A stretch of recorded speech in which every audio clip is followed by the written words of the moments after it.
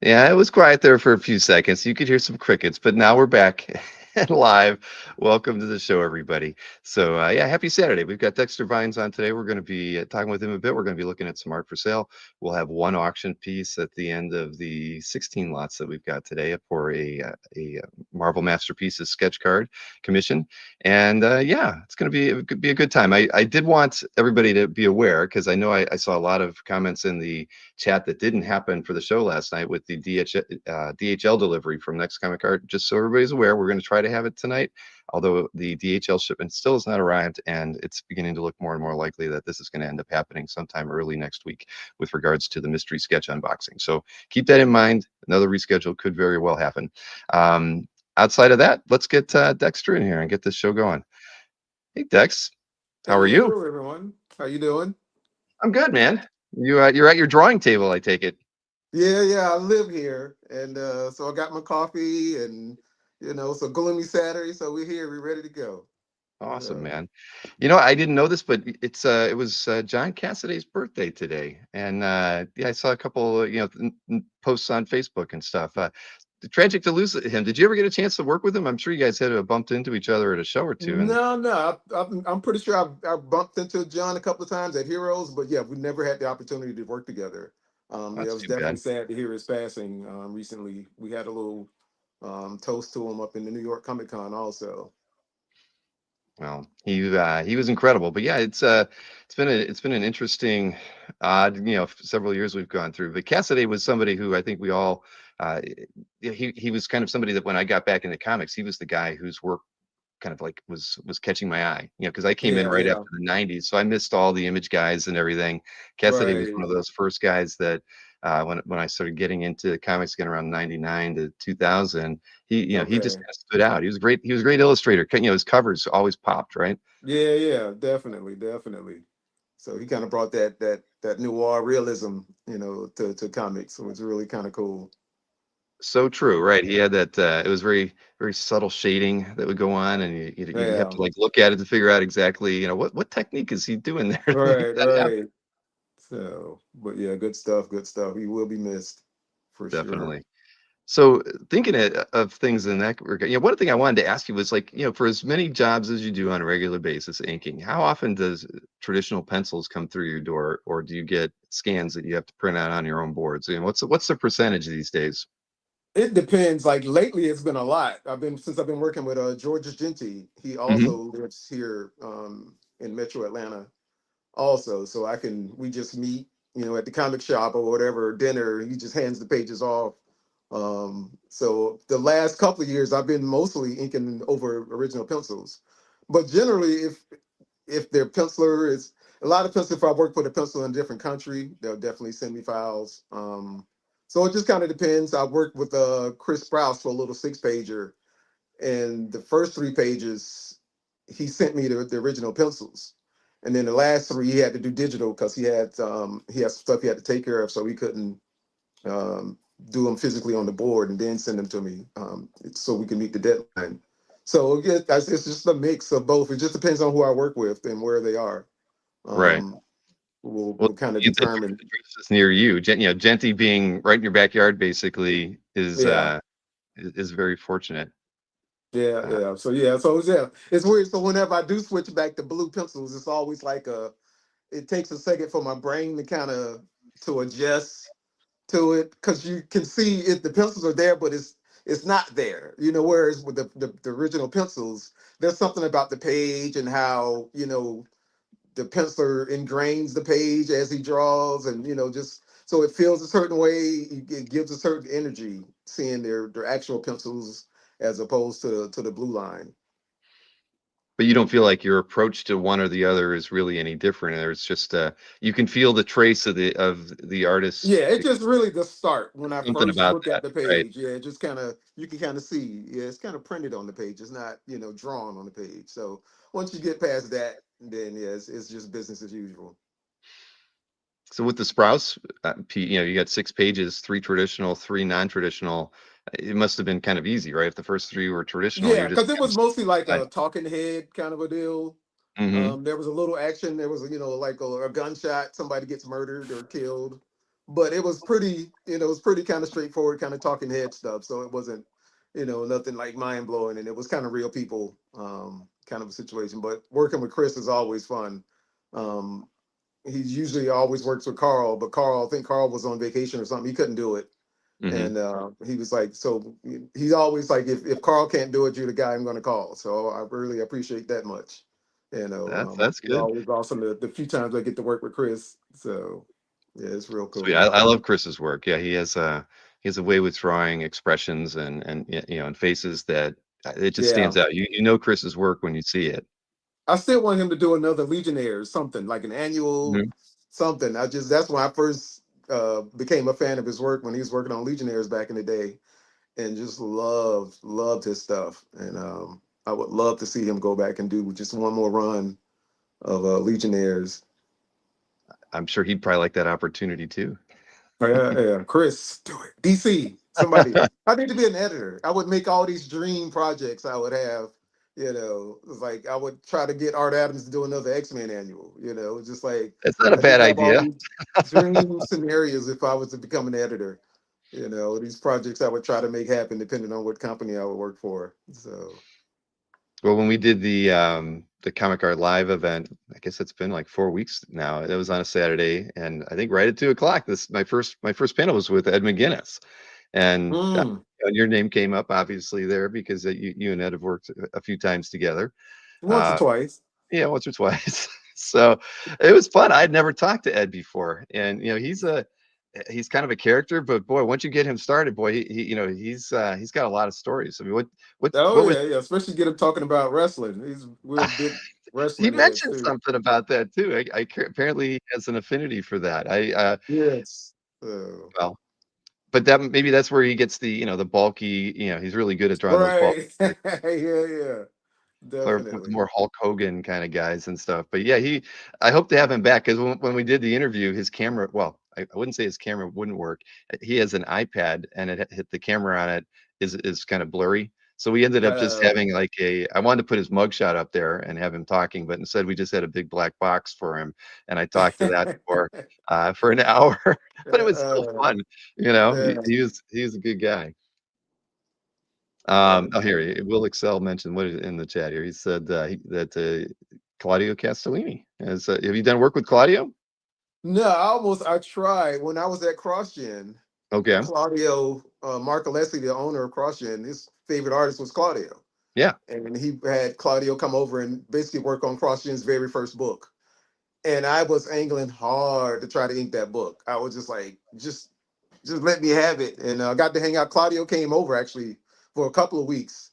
Um, and I don't know if you talked to Josh Middleton about this, but they actually had us taking Italian lessons like once a week. It was crazy. It was a thing. I But did yeah, me not and know Claudio, that.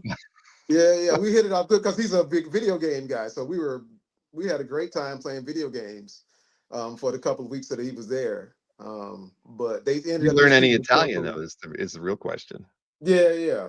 So, no, we sucked at learning Italian. It was bad. Luckily his English was a whole lot better than our Italian, so it worked out. Very good. Will mentions he says you inked a Silver Surfer from him. Yes, I inked just for fun. He had posted the pencils of some Silver Surfer piece, and I was just like, kind of like the couple pieces we have here in the All in the right. art Okay. art sale. It's just something like that. Just I'll do like once a year. I'll if I find some cool pencils at some point when I have some time, I'll just ink it. And yeah, I inked this Silver Surfer piece by Claudio, and it Just to was kind just a of get a feel blast. for how you would ink them if you ever got the Right, opportunity. because at this point I'm like, well, I may not ever ink him. We might not ever team up on a real project, but that don't mean we can't work together. So Exactly. Right, because today we have a blue line from Garcia Lopez and from Joe yeah, Quesada that you've yes. done. And And I have you luckily not? I've actually got a chance to work with Garcia Lopez, Okay, so that's that what I was was just going fun. to ask you if you had. So what did you get to do with Jose? We did a one shot. It was called DC Nation Zero, I believe. It was just like a little one shot, and I got a call from the editor. It was like, "Hey, would you like to ink Jose Luis Garcia Lopez?" I was like, "Yes." Sign me up, and so yeah, that was awesome. So just got to do that one issue, but it was a joy to do.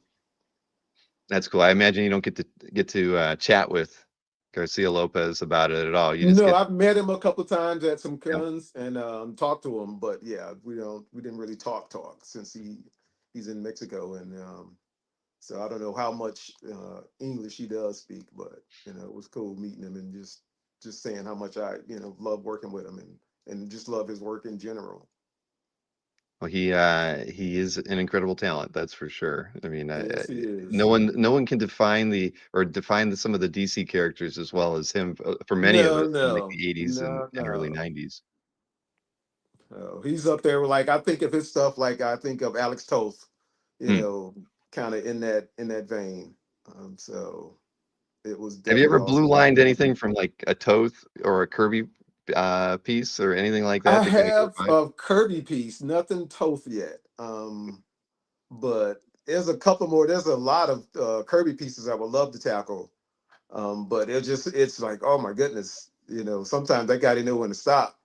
So, and I would want to do everything. So it's just one of those pieces, finding the time and the love to do it all, how we're the one to do it.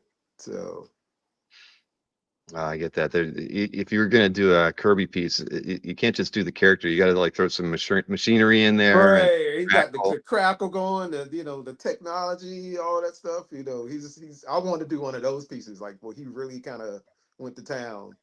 And it was one of those pieces that really kind of made me start to appreciate Jack Kirby stuff. Because when I first saw it, I was just like, yeah, I don't see what people see in it. And at some point, I saw something and it just clicked. And I was like, oh, now I see, But at first, no, I didn't see it at all. I wasn't able to appreciate Jack's greatness at all at first when I first saw his stuff. Me neither.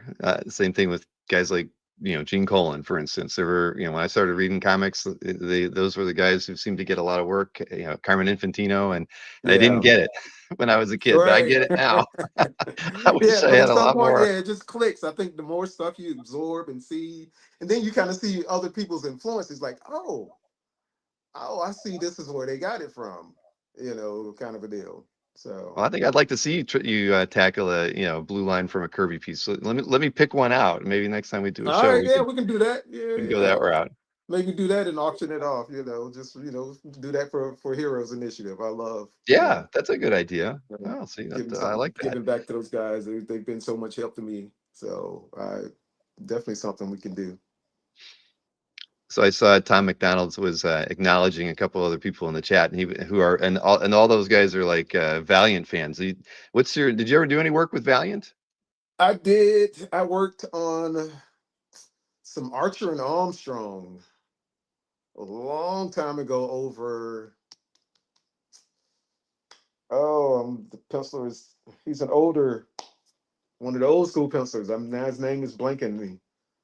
Well, we had Vosberg on recently. I know he did some Archer and Armstrong. Did that? Yeah, it was some. Kind Yeah, of I did like a few issues of like 4 issues. I want to say 3, 4 issues of Archer and Armstrong. okay.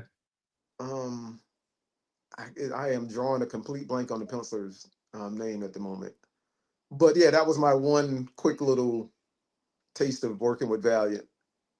So Now, how did that work out? I mean, did they just you were available? They had the work, or yeah, yeah, yeah. From people like like yeah, to like I roll said, this is a into while a short back. run So like yeah, that. this is at least probably 10 years ago now.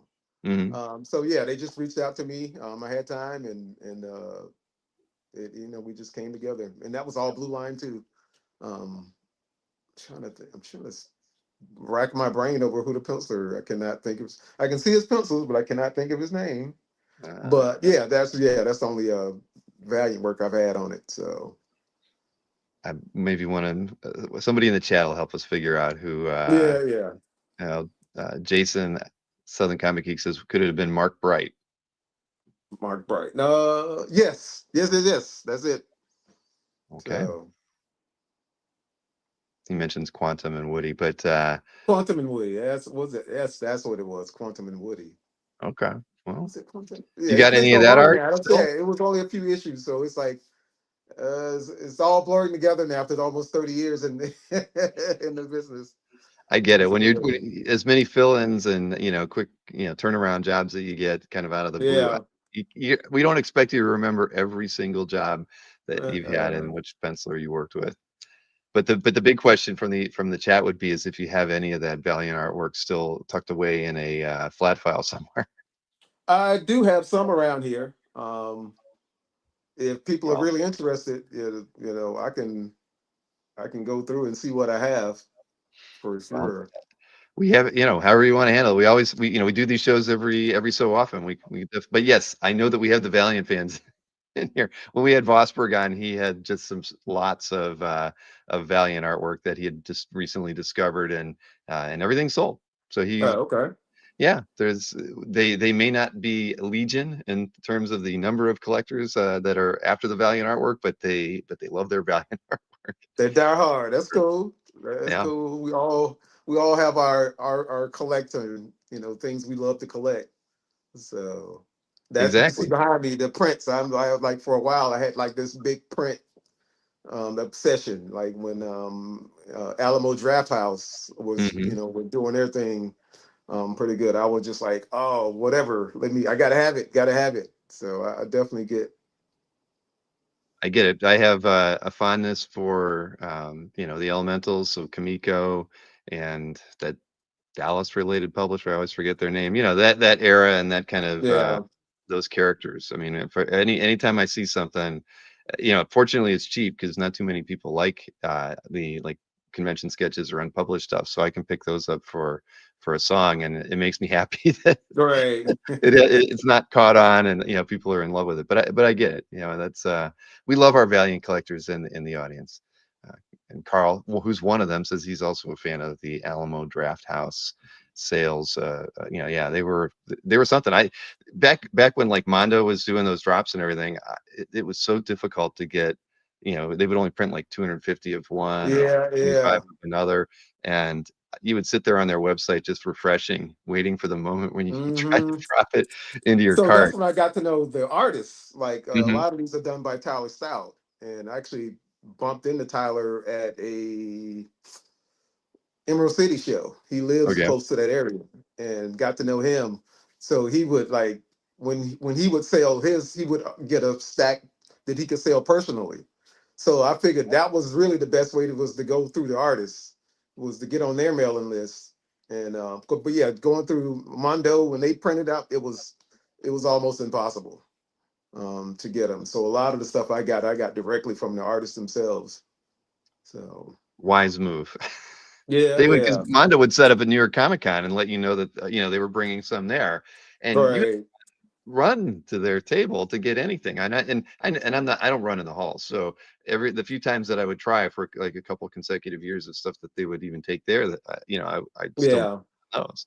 They'd have them on the back wall, and then they'd be like, "Those aren't for sale," but everything Right. was gone. Just taunting you. Yeah. Yeah. I remember they would do that at one of the last San Diego Comic Cons I went to. Hmm. They would have like they would release, and yeah, you just had to try to run to the booth to try to, get one of these prints. And it was just like impossible.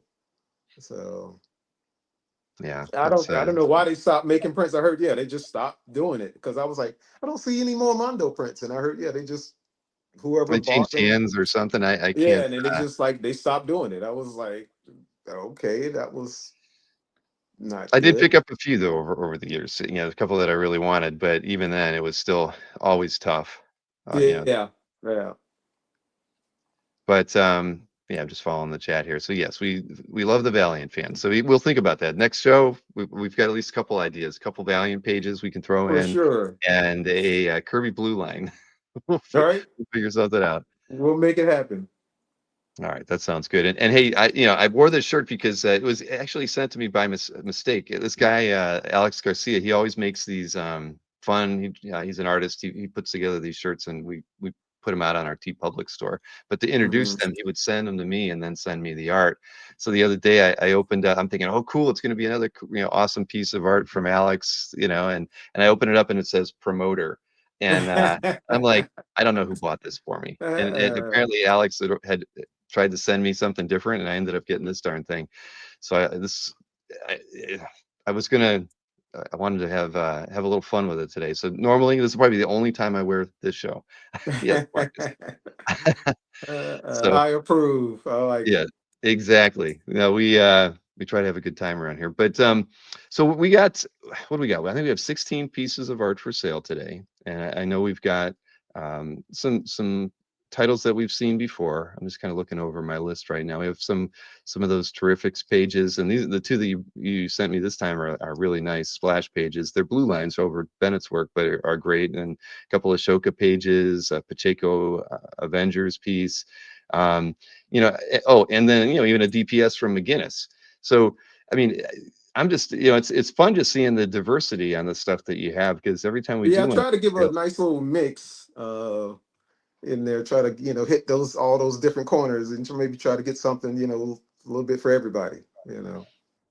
well, I appreciate that. But this was the first time where you actually had we've got a sketch card that you had drawn. Now, did you get the blanks? How did you get the blanks to begin with? Did you do some work for Years the Sale series ago, back I in the day? did some Marvel Masterpiece cards, and then Hmm. they gave us a bunch of little blank extras.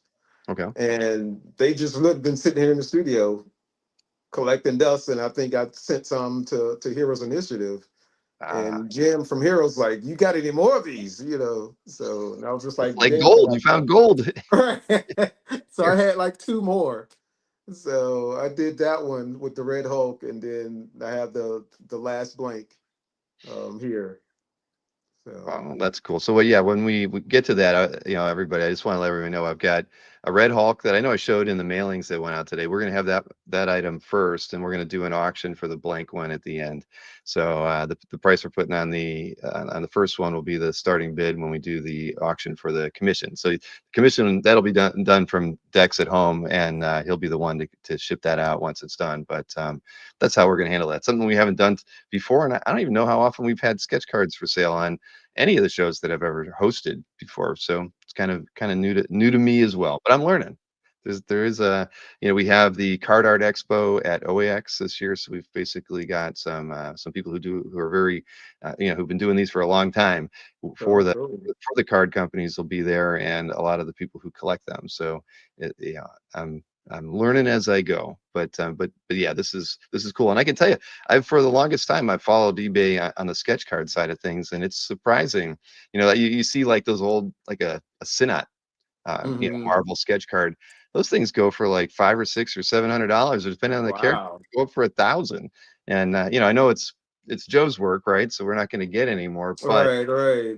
yeah, that kind of when I was following that market on eBay 5 or 6 years ago, I was really surprised that but again, it's back to that at the collecting base. There's not a lot of these out there, and the people who collect them love them.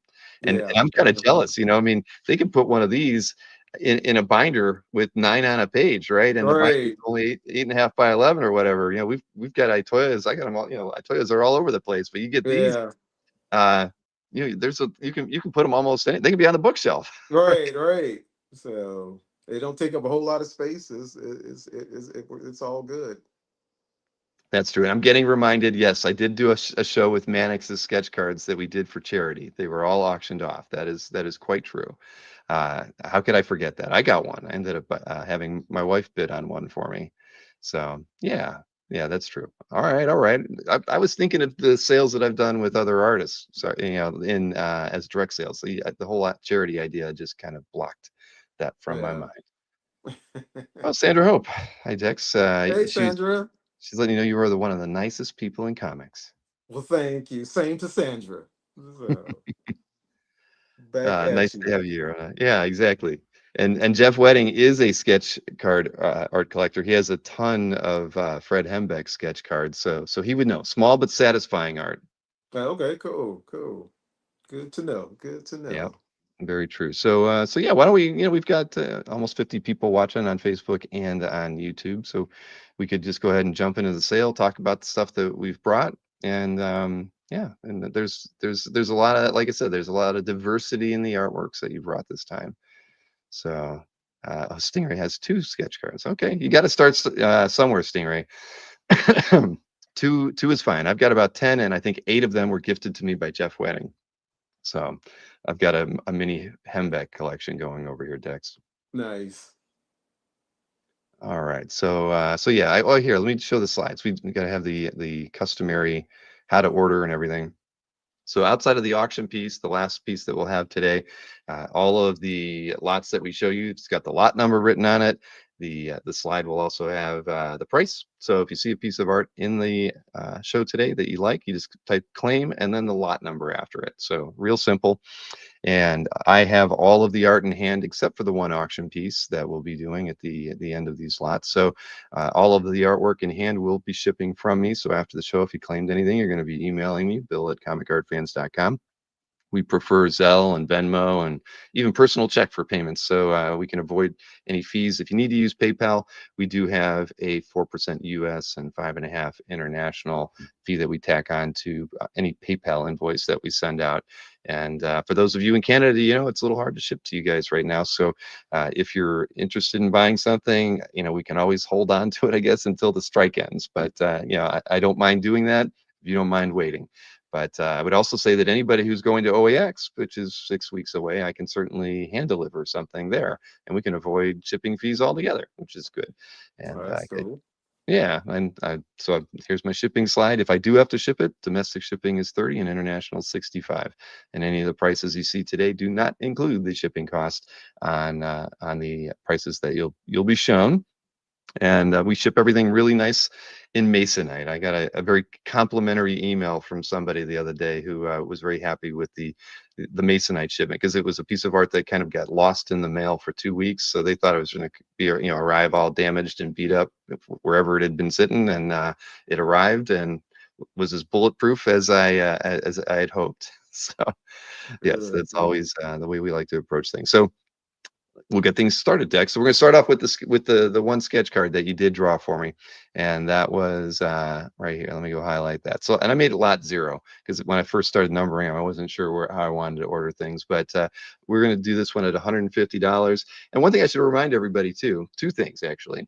One is that anything that we don't sell today during the chat will be posted to the Comic Art Fans Classifieds after the show. So, I'll have all that stuff over there if it doesn't sell, because a lot of people watch these things afterwards, and that'll be the easiest way to pick them up. Or you can email me directly if something you see doesn't sell, bill@comicartfans.com, and we can let you know if it's still available. We work things out that way. Now, outside of that, I would say, because I always do forget this, if you're on YouTube, and most of you are, click the live button. That's right near the word Marvel in the lower left-hand corner, because that gets everybody to the same point, as close to the same point as everybody else in the chat. And as far as timeliness go, so there's no lag on your stream.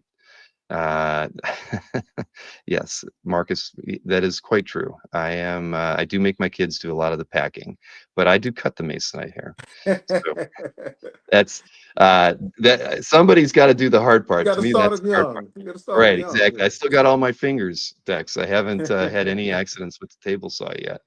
But Yeah. so yeah, so this is our lot 0, priced at 150, and and this was done. You did this one specific for the show, right? It wasn't something you Yes. did a while back that would No, have been. no, I did that specifically for this. So I've been getting a lot Exactly. of people been coming up to me lately, a lot with since the Red Hulk is coming soon. Hmm. So that's what gave me the idea. That's like, all right, Red Hulk is seems to be getting pretty hot and popular, so I'll do the Red Hulk. Very So true. And it no, I was going to say it doesn't look anything like Harrison Ford. It's it okay. does not. It looks more like Ed's Red Hulk, which is exactly what we'd want you to give us. So, all right. So that was lot 0. Now we can get into the regularly numbered lots, and the first one, and we're going to do. I think we have a couple blue lines to start off, and then everything with traditional pencils underneath it. So this is the one we were just talking about, the Garcia Lopez. It's done on 11 by 17. It's as crisp as it looks like in the scan. It's done on it's $150 for lot number 1. And what was I mean, was this just kind of more of an exercise for you, Dex, to do a Yeah, I just because line of? I'll see as I'm just kind of surfing the interwebs, and a lot of people who are, we come across of, other artists, and somebody, I don't know if it was Lopez himself or somebody posted pencils to this Superman piece.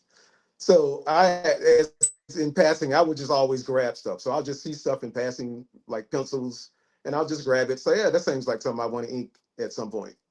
So this is one of those pieces. So this and the Cassaday piece. I'll see the pencils out in a while and just grab them, and at some point I'll print them out and go to town on it. Well, I think Garcia Lopez would approve of this one. Yeah, it is crisp, sharp, and Tom McDonald, who's got a good eye for a great art, has claimed it. So thank you, Tom McDonald. And I know Tom's going to be at OAX, so if you want me to hold on to it and hand deliver it to you there, Tom, we'll figure that out after the show. But thank you so much. Thank you, Tom. All right, so lot number 2 is a blue line as well, and we showed this one off in the mailing. And when I did an unboxing of the artwork, this was the Joe Quesada blue line. Yes. Now, Now, this one Joe put is a little bit definitely at the more top of effort my in it. wish list of people to work with. So You when I haven't saw worked the with pencil, Quesada before? no, never. I hit him up a long time ago. I was like, "Hey, Joe, if you ever, you know, you need to work with somebody, let me know." This was a long time ago. I need to hit him up again, um, but yeah, this is just one of those pieces. I saw it and just fell in love. I was just like, okay, this has to be inked. Um, Now, had you ever done any blue line stuff over Quesada before, just to get a feel for how to ink his work, or was this the first? yeah, I've done another piece. I did a Daredevil, a piece that he did, and I actually inked it in red ink a couple of years ago. And the very first time I practiced inking digitally, it was a Joe Quesada piece. This is when I was still going through my cancer treatment a few years ago, and I just saw it. I was like, I never digitally inked anything, so let's give it a try. And it just happened to be a Joe Quesada piece. Um, so I've kind of played around with Joe for years now. So All right, well, Steve Scott mentions beautiful work as always, Dex. I wish I had gotten teamed up with you. thanks. Yeah, listen. Hey, it's never too late. Yeah.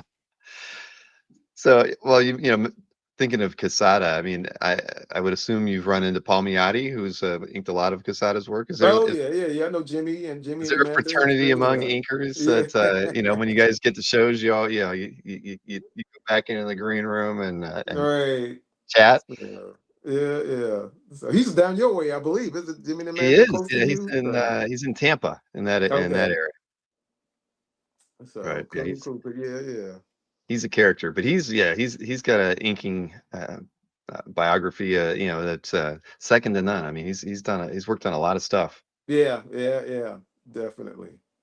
He So, we did a show once with him where he literally had a penciled, I think it's like a print or a book cover, I can't remember, where he actually had pencils of Casada in it on his bookshelf. And uh-huh. as part of it, he pulled it down and inked it. Well, and it was like just tiny head sketch. Maybe it was a Daredevil or something, but it's just like, Okay. who has Casada pencil sketch, pieces laying just on a bookshelf behind them? And Yeah. yeah, but Jimmy Palmiotti does. Nice. He probably has a lot of cool stuff hiding in this studio, I can imagine at this point. I think so. All right. Well, that's the Blue Line Weapon X is out there. So we got the next 2 pieces are blue lines as well, but they are published pieces. So this one is a Joe Bennett blue line with Dex's inks on it. This is from the Terrifics issue 14, page 18 on 11 by 17. And again, but I've seen a few of these Terrifics pieces before, and yeah, you put a lot of work into them, and I love the style too. It's Yeah, I love working with Joe. That stuff was fun, very fun. I mean, he handled the characters so well. I love this Plastic Man, the best. But yeah, definitely some fun, couple of fun issues. Got to work with Joe on this terrific stuff. So in looking at this, I mean, does the inking style with those horizontal lines to do a lot of the shading is that coming over from the penciler, or is Yeah, that? Joe indicated it, so then I just kind of, you know, took what he indicated and went from there. Um, so, but he definitely, you can play around a little bit with this stuff. It's everything is it's pretty tight, but everything is there. Hmm. So, but yeah, Joe's stuff is really fun, really fun. No, he does draw a great Plastic Man. I'll give him that. Now this is lot 3 250, and then the other page from the same issue, which is page 22, is priced at $300. It's lot 4. Now it was, it's page 22, but it's got the characters images inset in there. Was this kind of like a chapter splash? Yeah, yeah. This was kind of the title page flash. Um, because I believe they had the type of each character under each circle. So at least from what I remember, they had did this. What page is this? It is 22. Page 22. I guess maybe they did it at the end then. That's why I would thought maybe a chapter splash. You're right. Maybe it could have been done as the end page. I didn't get a Yeah, chance to pull this one up online just to find the printed images from it, but a good way to close out a book if that's the case. yeah, yeah. I mean, you could tell Joe had fun, drawing this stuff. And it just came through in his pencils. Very true. Yeah, a roll call page. That's right, Marcus. Thank you. All right. Well, this is lot 4, and I believe the next stuff we're going to see is all traditional pencils and inks, and we kind of skip around a little bit. I kind of followed the order that you sent me in the Word document, Dex, Oh, but we're okay. going to start off with some Ashoka pieces here. So first up is lot number 5, priced at $400, and this is from issue 4, page 26. This is with Genti pencils. So like you just mentioned, he's practically a neighbor. So Yes. it's easy to get the artwork direct from him. It is Yeah, on yeah. 11 by 17. And yeah, I like this one. I think that the composition's fun on it. You've got the Yeah, yeah. kind of I love the circular thing. pilots and stuff like that. Hmm. Just that panel, that page with the panels with the pilots, I love. And George's captured it just perfectly. Yeah, you got the circular aspect of the ship in the last 2 panels, and then the planet. I mean, it's a fun page to look at overall. As a work of Yeah, art. Yeah, he's doing some good things there, and of course having the pilots in set like that is fun. yeah, yeah. It was a fun page. Um, Now we have an let's see here. So we have another page from this same book, right? And that was lot number 6. And this one's page 29, priced at $500 with Ahsoka on it. And kind of reminiscent of some of I guess from the show, right? yeah. There's some carryover from there. But when you're worrying about drawing likenesses, or do you even worry about it when it comes time to doing the inking on these decks? It can well George just captures it pretty good. So he's gone through most of the scrutiny on the looks at that point. So I just kind of just make sure I handle it where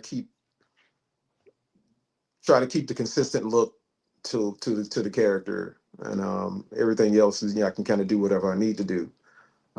But yeah, I know they can be sticklers a little bit about certain things about the looks, but really about the uniforms and all the aspects, the little kind of the cosplays aspects of it. They really are sticklers for that stuff. So costumes, lightsabers, all of that stuff. Yes, all that stuff. Oh You yeah, gotta we've get the done had tips many right. debates about. I've had to redraw many a lightsaber handle because we did Mace Windu. I Mhm. don't think George just realized he has a specific lightsaber, so he just kind of drew a generic lightsaber. But of course, they didn't notice it until I inked it. Is when they caught hey, this is not Mace Windu's real lightsaber. So we had to do a little plastic surgery there. So, but Yeah, well, that's what I've heard. I mean, you have to go through that approval process before anybody's gonna, be allowed to print anything. So, yeah. So, but yeah, unfortunately, they don't see stuff until it gets inked a lot of times. So, other than that, it's fun. So, but I definitely have to keep my mind on that kind of stuff like that. It's like, okay, they didn't catch it, in the pencils, but now they see it. So, right, and you're typically sending them scans after, yeah, they get scans of all this. Yeah, when George's works, yeah, they get scans of the pencils so they can see, you know, what's coming. But yeah, it just seems like they don't seem to notice it a lot of times until it gets inked. Mhm, Then that's when it stands out. exactly. So But at least the art's still in hand. So if you have to make an yes, so it's you've generally got not it. too bad. Yeah. That makes sense. Man, I should have made some coffee. You're making me. I only See? brought stevia, and I saw Matt Tutulio's in the audience. I know that I am drinking his favorite Zevia, Oh, cool. Dr. Zevia. All right. Well, Lot 6 is still out there too. Now we're gonna go. What are we looking at next? Some Marvel artwork. We have Ultimate Avengers 6 page with Nick on it, and it's priced at $600. Again, 11 by 17. I think everything outside of the sketch cards is on 11 by 17 today. Outside of the DPS, we're gonna see. But this is, of course, with Pacheco's pencils, and I know you worked with him on this book. Did you work with Pacheco on any other Marvel DC properties? Yeah, we worked together on a couple of Ultimate issues. We did this Ultimate Avengers, and then we worked on another, was it Ultimate Comics Store? Yes. So I probably inked, I guess probably 9, 10 issues over Carlos have had the guests Oh wow, somewhere in there. so a So couple hundred almost. yeah. So Was he somebody that you got to meet in person over the years at shows? no, I did not, unfortunately, never got to meet him, but I got all the stuff I got. I got his original pencils, other than maybe a couple of pages. When the deadline got tight, Hmm. all of his pages, I got the pencils from him. So that was rare. That was a good thing. I think as it was far back enough where they would still would do that, and maybe that was something Carlos wanted. But yeah, most of the stuff I inked over him, probably 90, 95% of his stuff I inked over his pencils. But I do remember that was a couple of pages I had to do digital or printed out through line. Yeah, when they don't have time to mail it. That's cool. I never got to meet Pacheco either, and I always was a huge fan of his stuff because I'm a big X-Men collector, so I liked it, the few times that he did get to work on those stories. But yeah, Yeah. another great creator no longer with us. But Yeah. so there's Lot 7 at 600, and then we've got changing gears a lot here. We're switching over to a Buffy page from season 11, issue 9. This is page 13, priced at Good 250. old Buffy. Yeah, and Gen T Yeah. pencils on this one. I mean, these pages were always fun. I mean, I like the characterizations, and Yeah. George has just got into that. Yeah, you can definitely tell he loved Buffy and all that, the Buffy verse. I can tell that's one of those shows I could tell I would watch had I just sat down and watched it. But I didn't really get into the Whedon stuff until Firefly. hmm. Is when I kind of came up. But I'm a big diehard Firefly fan. And that's the one book I didn't get to work with George's on, was the Firefly stuff. I was just like, of Oh, course. Anyway, it just never worked out the way I was working with him on the Firefly stuff. well, you never know. Maybe something will come back around at some point. But yeah, I like Genti's work a lot. He's definitely got a very clear. He knows what he wants, and his style kind of just shines through on the stuff. I like this, and we have a few other pieces by that you both worked on coming up here too, right? I think oh yeah, like the next several. So let's see here. So this is lot 8, priced at 250. Lot 9 is actually from Batwoman, a splash page. It's from issue 40, page 20, on 11 by 17. This one's priced at $500. I mean, this could almost be a cover if just Yeah, yeah. it So when you definitely get has that something, feel. it does. So was this probably like, or well, if it wasn't the end page, it was close. If it's page 20. Yeah, because I'm trying to think, was this? It may have been part of a double something Oh, so it definitely exercise. wasn't the end page then. No, I don't think so. It could have been, but because yeah, the books did go to 20 pages, so it could have been. But it's been so long since I actually looked at the actual issue. Um, Now, when you end up, when you wrap up the work with him, do you guys meet up to split things up? How do you guys handle that? yeah, we'll just meet up usually at the comic shop, or we maybe meet up at a restaurant or something, and we'll just sit out and we'll just go back and forth, passing the pages back. He'll go through, pick out a couple of pages. I'll pass it to me. I'll pick out one, and we just it's like a schoolyard pick. So we go Right. back and But at forth. least you're picking, like, because back in the day, it's like the inker never knew, which Right, third and of the book or whoever, whatever. yeah, they had an editor specifically to do art returns. So he would just kind of go in and shuffle them up, and you just kind of, it was like Christmas. You got the box, and you was like, ooh, he actually sent me some good pages. It was like a crapshoot. So, But you and Georges, you get to do a little. You're doing it in person. Have you ever gotten to a point where you kind of get through a whole book and then you say, "Could I swap one out here?" I mean, or just, if we'll say, if there's a page one of us really wants, we'll just kind of say, hey, I really want this page, kind of a deal. So we've worked together so much at this point. It's just like, okay, cool. There's, because generally the kind of, if you get the cool page in this issue, I'll get the cool page in the next issue. right, Kind right, of a deal. That's exactly. how we kind of look at it. Because I got the big splash page of Anakin from issue 6. So Hmm. he gets the big splash page of what's the big bad guy in Ahsoka with the blue skin? Oh shoot. Well, somebody in the chat will shout it out. Yeah, Admiral, General, whatever his name. He gets like he's getting a big shot of him. Hmm. So we just kind of he's like, so we kind of work it out like that. So, but if there's something you really want, you just kind of like really want that page, There you go. That's So, Thrawn. Everybody, there you Thrawn, go. yes. So Grand Admiral or Thrawn. So All right, yeah, Marcus. actually got to divvy up pages for issue 8, which is, I think it just came out or was about to come out. So we have to get together and divvy up issue 8 pages also. All right, Colin is laying it down by saying it's Grand Admiral Thrawn. Grand Admiral, there it You is. got to have the grand in there as well. All right, Thank I you, love the Colin. title, Grand Admiral, not just Admiral. He's a Grand Admiral. Exactly. I That's like that. yeah, he's important. So yeah, so I Right. think we've answered that question then, Marcus. Marcus said, if you pick the cover, how many pages does that count again? Does it count against you? And it doesn't sound like it with you and Georges. You guys have you've got a system worked out that you both are already. You've been doing it for so long. You're very comfortable. It's not a strike against you, or he gets the next 5 pieces if you pick a cover. You kind of know Right. going Generally in. on the covers, yeah, I get every third cover.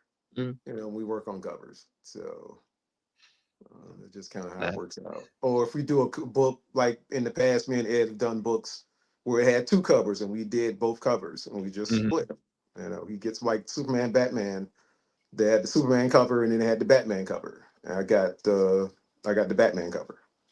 So we just kind of split up that way. We just so Sure. it all works out. It's I'd enjoy being a fly on the wall while you guys separated the art. I think that'd be fun. But with the Batman Superman, I think you got the better end of the deal. Batman art is always a little more desirable than Right. So yeah. man. So let's see here. I think lot 10 is my next one here, and so we have another Star Wars related piece. This is from Mace Windu issue 3, page 1, priced at $500. So, and again, just the inking work here over Georges's line work is nice. I mean, the clouds, just cool. I mean, you guys Yeah. I have a love what he really did with good, the clouds. So yeah, that yeah. was fun. And again, I Really assume cool. all of that is, you're following his direction on what he'd like to see Yeah, done well, here. he's kind of indicating it. It's like in a page like this, I just hear the, John Williams, Star Wars theme Mhm. playing in the background, kind of a deal. So I always like this shot. Now, when you're doing this, do you pull up like any imagery on your phone or something just to, for inspiration, or is music enough, playing in your head to kind of get you in the right mindset to do the work? It depends some like on the Ahsoka stuff or on the Mandalorian, since they have their own series. I would literally just watch the episode Hmm. from the page I was working on. So that was kind of fun to kind of give me inspiration. But yeah, for the Mace Windu, I probably would pop in some Star Wars something. Um, but more so with the Ahsoka stuff, since I kind of had stuff in the Mandalorian stuff to actually where it was actually based off of. Whereas Right. Mace, yeah, it was a unique story. So Very, very true. Well, this one's still available. The title page to issue 3 of Mace Windu. Now, I think this next piece we might have had before, but I know that I think we've lowered the price on it a bit from the last time we showed it. This is a cover to Buffy season 9, number 3, that Georges has had penciled, and great composition and dynamic stuff going on here, especially Buffy getting ready to stay. yeah, So $700 is the price on this one. And again, I'm just looking at the line work because I've actually got the piece here. It's fun. The smoke Yeah, I background. love the clouds. Yeah, that was just the George just loved to do. As you saw with the Star Wars piece, he's kind of loved to kind of do crazy stuff and cool stuff with the clouds. So I love and Mhm. smoke. So I love to kind of get in there with the brush and do cross hatching and have fun with it. No, I can tell this is a fun one. All the vampires look great too. Let's see here. Now the next piece, again, this we're switching over to DC with this one. This is well, I know we've had a few pieces from the series before, but I don't think we've ever had a splash page like this before from Blackest Night with Kyle Holtz's pencils. And I love Kyle's work, immensely. And Yeah, yeah, you do a great job inking his stuff here, and this one in particular is every time because I actually rescanned a couple of these, and I did this one, and every time I came back to it, I mean, I had to stop and look at it because there's just so many yeah, characters packed into this thing. yeah. And Kyle went to town. It was a fun stuff. I love how just so graphic oh, it's his pretty stuff cool. is. Ah, Um, no problem, ECU. I know you were typing it. Well, you shouldn't be texting while you're driving, though. In some states, that is illegal. But yeah, so we don't want anybody getting hurt. That'd be like the wrong PR for our channel is art collector gets into serious fender bender while bidding on or claiming artwork during show. Don't do that. No, We want you yeah. to enjoy the work. We can't get a news article written in Bleeding Cool about us, but if that were to happen, I guarantee you it would be front page news over there. Oh man, but yes, I think this one just struck because it is so dark. I mean, in every one of the pages that we've had from it, obviously, that's kind of what resonates in it is is there's just a lot of ink on the pages, and Yeah, this one's awesome. definitely. Yeah, when you got a page from Kyle, it's just like, okay, this is this man doesn't play. It's going to work. So No, no, he doesn't. I follow him socially, so I get to see stuff he posts and everything, and yeah, yeah, I like his work a lot. Thank you, Colin, for that thought. All press is good press so long as they spell your URL correct. Okay. I guess I'll take that. But no accidents were had here. So, okay. So we've got this one, Blackest Night, issue 1, page 18, Splash, Cal Holtz pencils, and your inks, priced at $600. We've got a couple more pieces here to look at. This one was Jason Pearson from that Deadpool book that you guys worked on. You have $1,200 on this splash page as well, and this one's on 11 by 17 board. I guess I could have probably drawn a line on there to make it real obvious it is, but the image to the right, of course, is the board, and it is 11 by 17. Nice big splash yeah, of yeah. Nice good shot of old Deadpool. yeah, they let him in there. He had those smiley faces on his lapel and everything, All and right. nobody caught it. Yeah. So Yep. No, and you was this the only thing that because I know we've had a few other pages from this book. yeah, And this is only because I started out when me and Jason were still we were in studio back in the day. This was a 4-issue series, and he was planning to ink the whole thing himself. And on the first 2 issues, I was basically helping him ink it here and there. So on issues 3 and 4, he's like, "Do you just want to ink issues 3 and 4?" So I was like, "Sure." So I helped him out on a bunch of pages of the first 2 issues, just kind of just helping him out. But yeah, I officially inked the issues 3 and 4, so you can just get it done.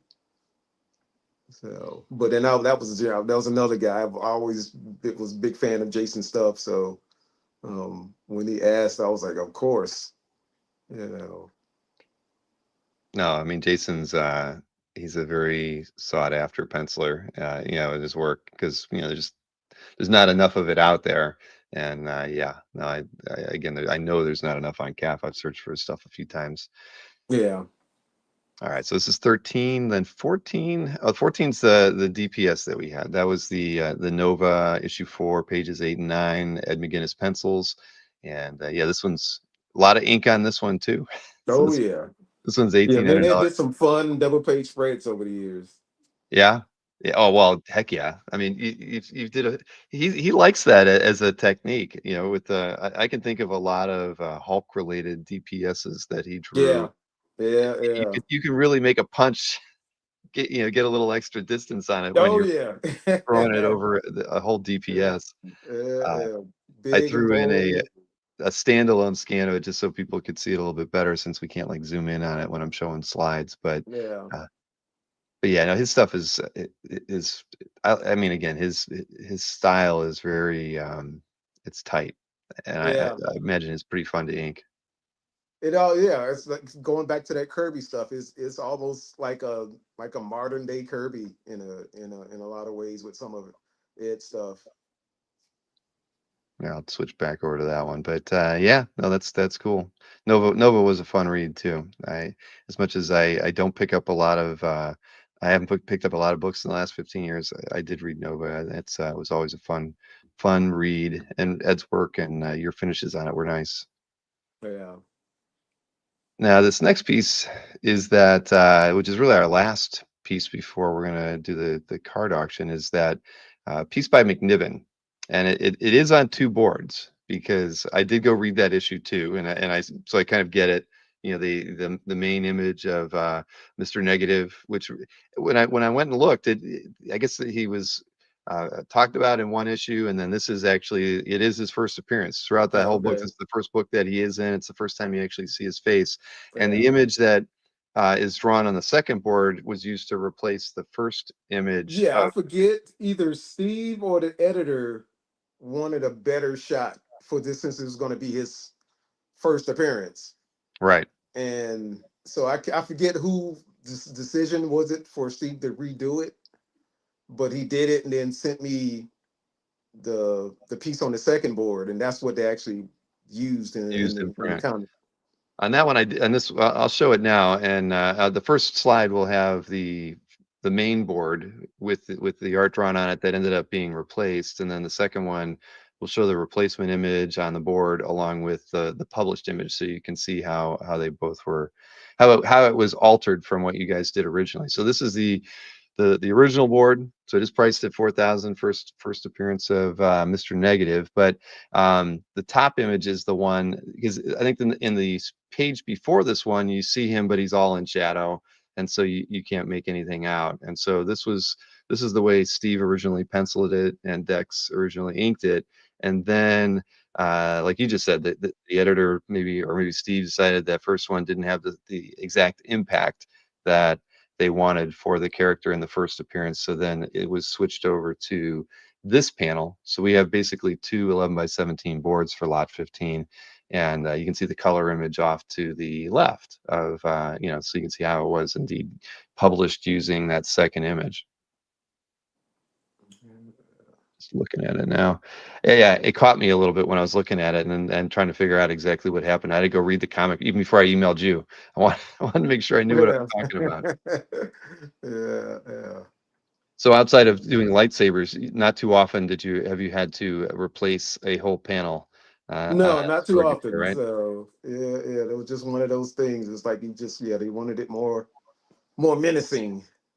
So this is what Steve came up with. Right, because you don't get you get the sword at least in this one, and the shadows in the background are, Right. yeah, I get it. So yeah, here, you know, he looks perturbed, but Just a little. without seeing the blade, Uh, there's uh, he isn't as scary as he is in the other one.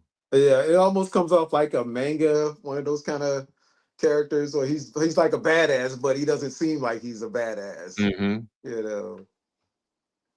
What was it like working with McNiven on the series? I mean, obviously Steve's a very sought after guy these days and highly regarded as a penciler. I mean, when you Yeah, were it was awesome. Like I may have mentioned it before. I think Steve's very first work at CrossGen, right. his very first job when he was an intern. So yeah, to see him, years later, when he made the jump over to Marvel and to see his growth was amazing.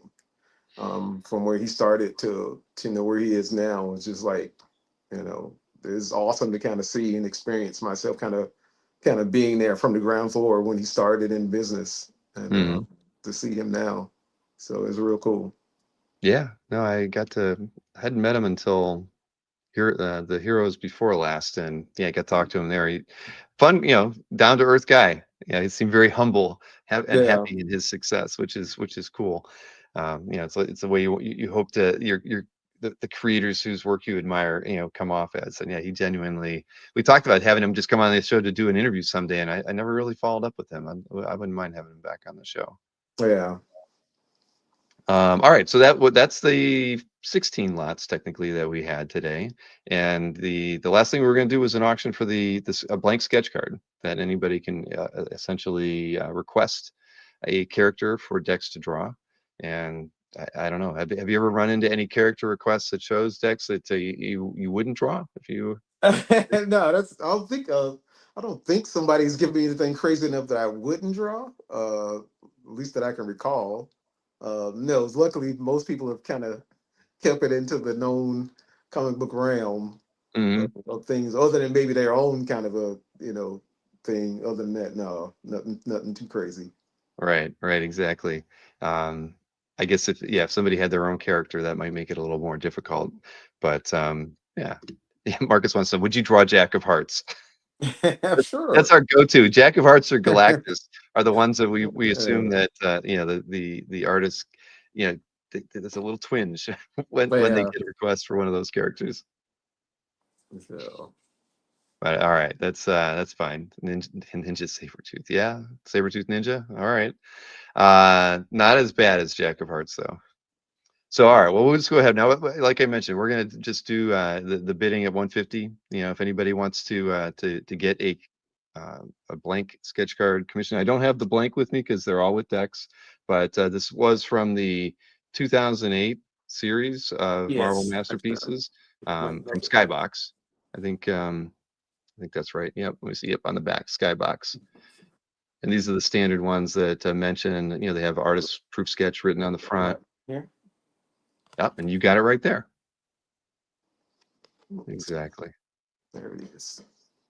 All set to go. So yeah, I'll just go ahead and show off the slide, and anybody that is interested, we'd like to be able to put one of these out there and at your request. So $150 would be the starting bid, and if nobody wants it, it'll go back to it'll stay with you, Dex, and you'll get to do them at a show in the future. Sounds good. Yeah. Not so. So how did this goes back to Jim? Did you actually draw on a couple of these pieces, these proof cards, and then send them in to Jim for a Hero Initiative as an auction piece? Yes. This was, yeah.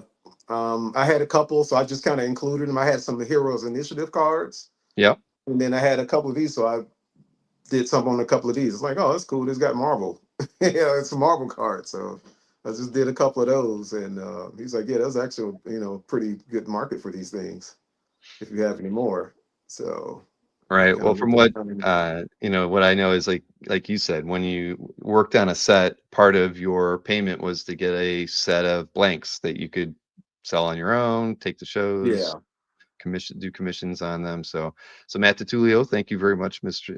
DiTullio, for picking that up. Capital T or no capital T, we know it's you in the chat. But Matt's a big Black Bolt fan, but you never know what he might ask for in a commission. Okay. Thanks, Matt. He is probably the number one Black Bolt fan out there as far as OA collectors go. But yeah, no, but other than this set, did you ever get to work on any other Marvel or non-Marvel related trading card sets where you're putting sketch cards in? I have. Over the years, I did a bunch of some stuff with Upper Deck. I remember back in the day, back when trading card stuff was really big. My very first job in comics, period, was inking a Wildstorm trading card over Joe Phillips, who actually um, Oh, introduced that's me right. to I my forgot very first about that, editor Dex. at DC. Yeah, so that was the very first thing I did was a trading card. And back in the Interesting. mid '90s, they were huge. The trading card thing was really big. It exploded. Then, along with the Magic of the Gathering, um, had exploded back then because my last job before I got into comics was working at Capital City, and the Magic of the Gathering stuff was big. So it seems like, yeah, all things trading cards, at that point were really big, and So did that, and then it seemed like in the early 2000s they kind of came around again. So I remember doing some stuff with Upper Deck in the early 2000s Mm-hmm. on some sketch cards. Um, so yeah, it always pops up here and there. So Cool. Well, we're not getting any other bids, so Mr. DeTulio is going to be the winner of this one. I have a feeling. So Matt, I'll be able to put the both of you in touch after the show, and he can work that. He can give you what it is. I hope I get a scan of it so I can see what he ends up asking you for. I can see what the finished product looks like. for sure. Awesome. Well, Matt, we're going to give this one to you. Who yes, and Matt's going to be at OAX as well. He's got his own booth. Going to be looking at a lot of art that Matt's going to be bringing to the show. All right, well, I can run through the pieces that didn't sell really quickly, and then everybody can, as you know, like I mentioned before the show, I'm going to be posting everything over to CAF at the close of this, probably after I have some dinner. And then anybody that has any questions, they can shoot me an email, bill@comicartfans.com. And I saw Tom, who picked up the Garcia Lopez blue line. He said it was okay to deliver at OAX, so that's cool. Tom Ooh. will be emailing after the show, and I'm losing my voice all of a sudden. But Don't do that. yeah, let's see here. So let me just run through what we got real quickly. We had the Red Hulk at 150 sketch card, artist proof piece from Marvel Masterpieces. We had Tom pick up lot one. So the Joe Quesada blue line for Weapon X at $200 was lot two. Lot three was the Terrifics issue 14, page 18 was blue lines as well, priced at 250, and the other Terrifics page from that issue was for page 22, priced at $300. And a couple Star Wars pieces here from Ahsoka. This is issue 4, page 26 at 400, and from the same issue, page 29, priced at 500. Georges Genti's pencils on these with Texas inks. And then a Pacheco Ultimate Avengers number 6 page priced at $600 was lot 7. Then what do we got? A Buffy season 11 page priced at 250 was lot 8. A Batwoman splash page with Genti's pencils again from issue 40 priced at $500. And a Mace Windu, sorry, issue 3 title page priced at $500, and the cover to Buffy season 9 issue 3 priced at $700 again from Mr. Genty. Then a Kyle Holtz Blackest Night splash page from issue 1 priced at $600. Then where was it? The Jason Pearson Deadpool page again priced at $1,200 for lot 13.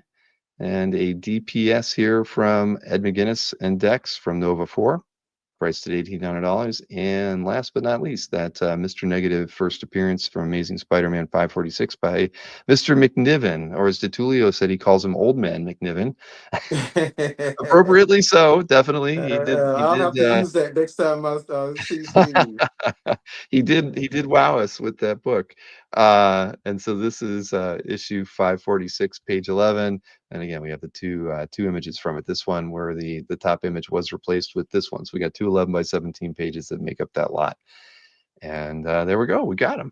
That's what we have available. So Dex, as always, man, I like getting to hang out. I do. We've Definitely, definitely always fun. we got Always the fun. holidays. We got past Thanksgiving. We got Oh Christmas, yeah, New it's Year's rolling up almost here. Christmas and all that good stuff coming, and New Year's, and so What's your next show that you're going to be at? Or what's your schedule looking like so people can know I'm where they not can sure. see it? I do have a bunch of shows lined up, but I couldn't I couldn't tell you off the top of You my don't head. got us. Yeah, I should have asked Uh, you to prepare for that one, and we right, could. right. So, but yeah, I'll definitely be out there in the new year. So keep a lookout on my socials. I'll definitely be putting the word out. All right, that's cool. Where's the best place to follow you then, as far as your socials? Dexstar Inks, and that's my Instagram and X, and if you're still old school, Facebook, just Dexter Vines on Facebook. Okay. So Do you where do you get the most engagement these days? probably Instagram. So Yeah. Dexstar Inks on Instagram is probably where I'm most active at. Also, Okay. We heard it, everybody. Dexstar Inks over on Instagram would be the number one spot to follow Dex. But if you're not on Instagram, he's on Facebook and X as well. So All right, man. Well, listen, I obviously we'll be talking after the show, but I'll get everything listed on the website, and if any of the inquiries that come through, I will let you know, and then I will send you and Matt DiTullio an email as soon as I'm done here too, to put you both All in right. touch. Sounds good. All right, everybody. Well, enjoy the rest of your weekend. Thanks for tuning in on a Saturday. We Thanks, do appreciate it. everybody. Take All right, care. take care.